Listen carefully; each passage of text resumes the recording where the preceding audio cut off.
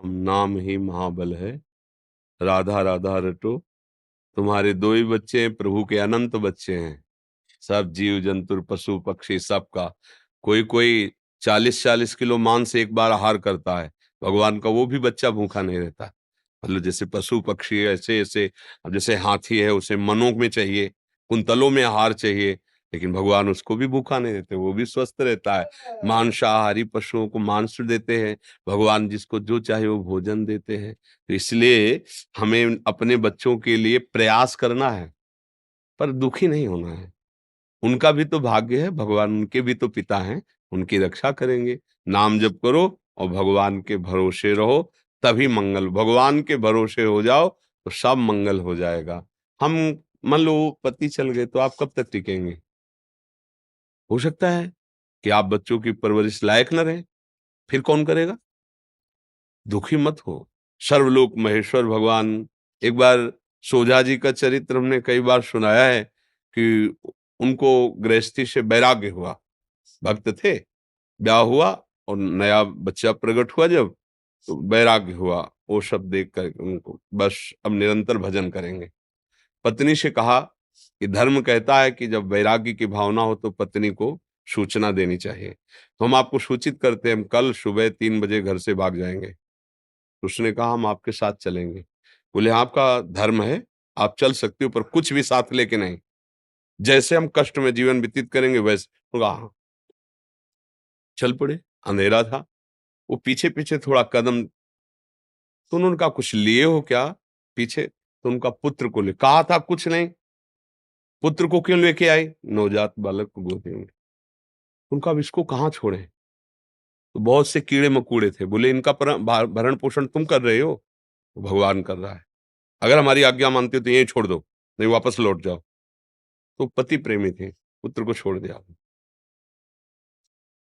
अब भजन तो करते रहे, 10-12 वर्ष हो गए, पर माँ का हृदय बार बार प्रश्न करता कि क्या हुआ होगा मेरे बच्चे को।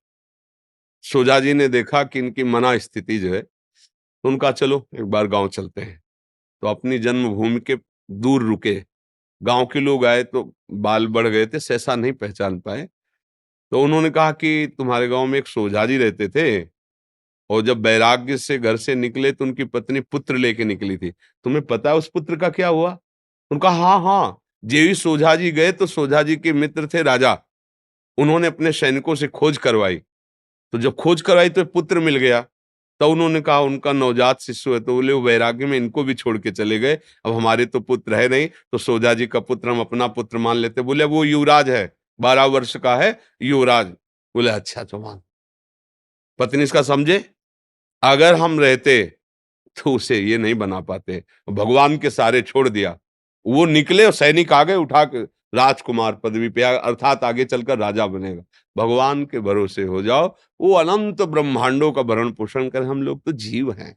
अपने लोग थोड़ा अज्ञान से युक्त है कि हम नहीं कमाएंगे तो कैसे चलेगा, हमेशा नहीं। अरे भगवान सबका भरण पोषण करते हैं, उन पशु पक्षियों का करते हैं। देखो जिनके इतने बड़े बड़े पेट हैं, आहार हैं, और कितने सुंदर सुंदर पक्षी है।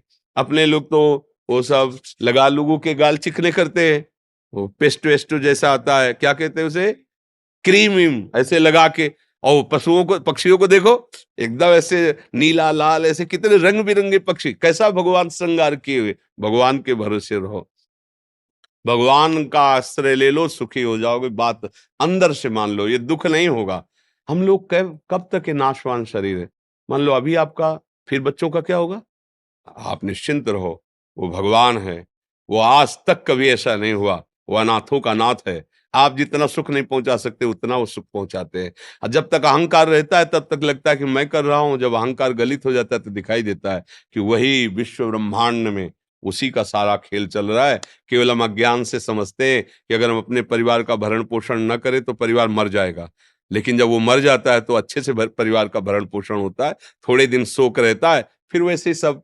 तो इसलिए सावधान रहो, नाम जप करो, तो भगवद आश्रित रहो। भगवान सबका भरण पोषण करते हैं, तुम्हारे बच्चे का भी भरण पोषण वही करेंगे।